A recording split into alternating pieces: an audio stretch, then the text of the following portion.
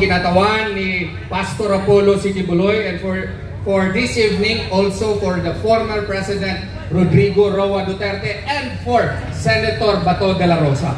Meron pong mensahe si Pastor Apollo C. Quiboloy. Si Pastor Apollo C. Quiboloy at si Presidente Rodrigo Duterte, matagal na po silang kaibigan. Since 1980s po, hindi pa po kilala si Presidente Rodrigo Duterte sa buong bansa. Sila po ay kaibigan na, kaya nga gusto niyang ipaabot sa inyo na walang kriminal na Duterte. Walang kriminal na Duterte, gaya ng sabi ni Kaipe, wala ring magnanakaw na Duterte. Kaya nga gusto niyang ipaabot ito para ipaalam sa inyo na itong kaso na ito na nasa ICC na ay may pag-asa tayo. Bakit? Bakit may pag-asa tayo? Ikwento ko sa inyo, noong March 8 po, ako po at ang aking magandang misis pumunta po sa Hong Kong. Kasi po, pasasalamat po kay Presidente Rodrigo Duterte ng mga OFW sa kanya. And then, pagkagabi, tinawagan ako ni Senator Bato.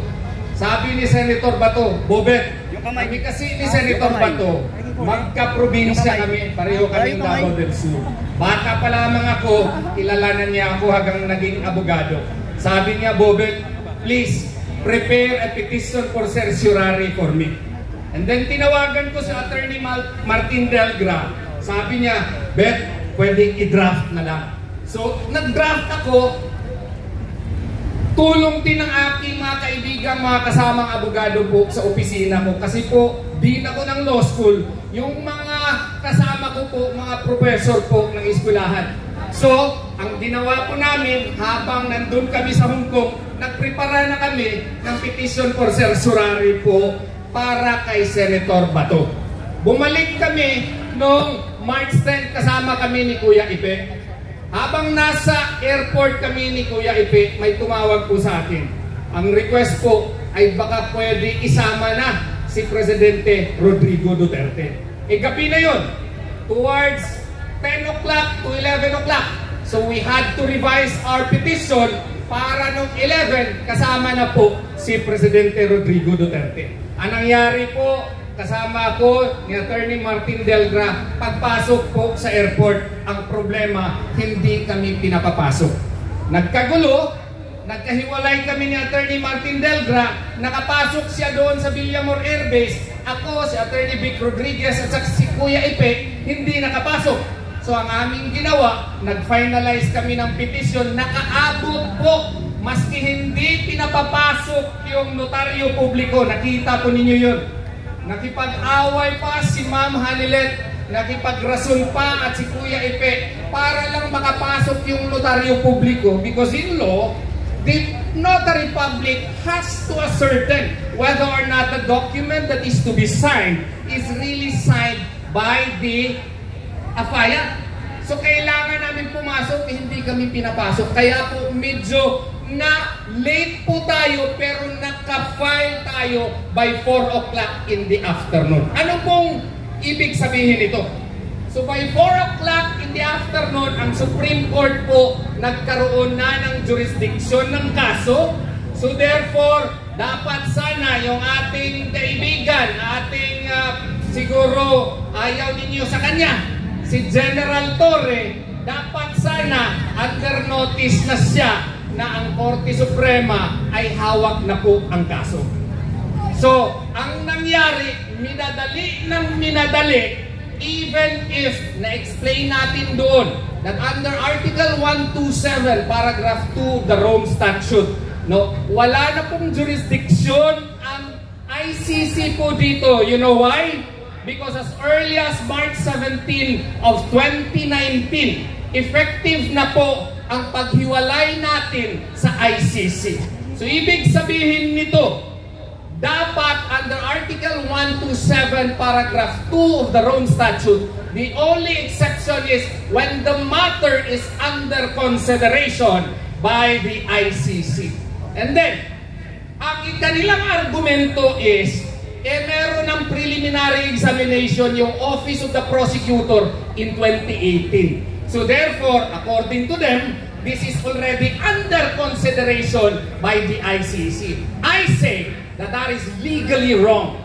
Why? Because if you read Article 15 of the Rome Statute, there are ways by which information can be given to the office of the prosecutor. Maski si Tom, Dick, or Harry, pwede magpadala ng sulat doon sa office of the prosecutor and he will execute, he will initiate a preliminary examination. This does not bind the ICC. Why? Because the ICC can only be bound if the pre-trial chamber will order an investigation to look into the war on drugs here in our country. And when did the ICC do that? September of 2021. 2 years after we are already out of the ICC. Kaya nga, simple po yan masyado. Hindi ko maintindihan ating mga experts dito sa ating bansa ay iba po ang sinasabi. Kung sasabihin nila na meron ng jurisdiction ng ICC, kung magpadala pa lang ako ng sulat o yung kaibigan natin doon sa office of the prosecutor, mag-initiate, maski sino, ng preliminary examination, under consideration na ng ICC, maling-mali po yun. Why?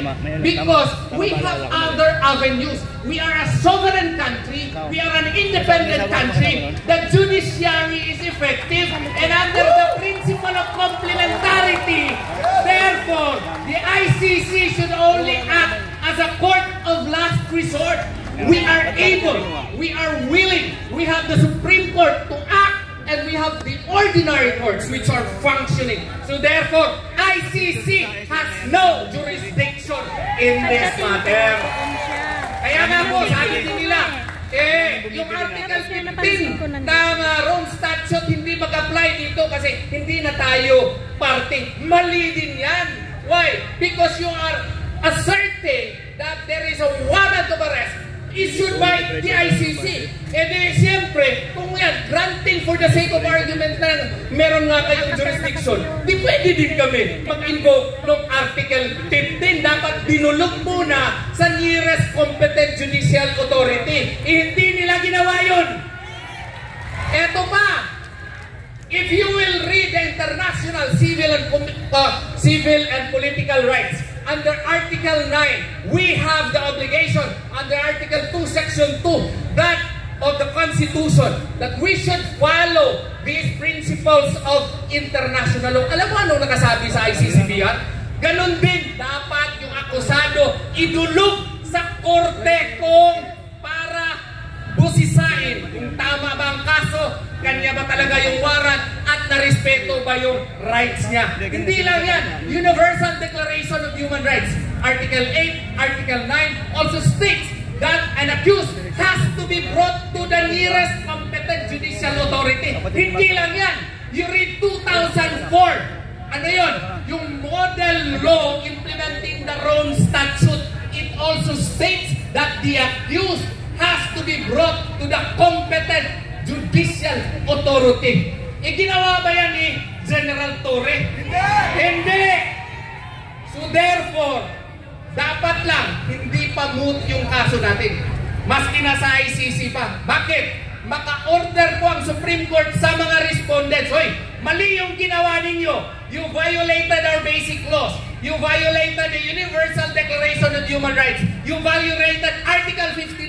You violated the ICCPR. You violated the Comprehensive Model Law. So therefore, you should make proper manifestations doon sa ICC to oust the jurisdiction of the ICC. Di ba tama yun? Kaya nga, huwag tayong mawala ng pag-asa. Sabi ni Pastor, so long as the sun rises in the east, there will be justice. Duterte! Duterte! Duterte!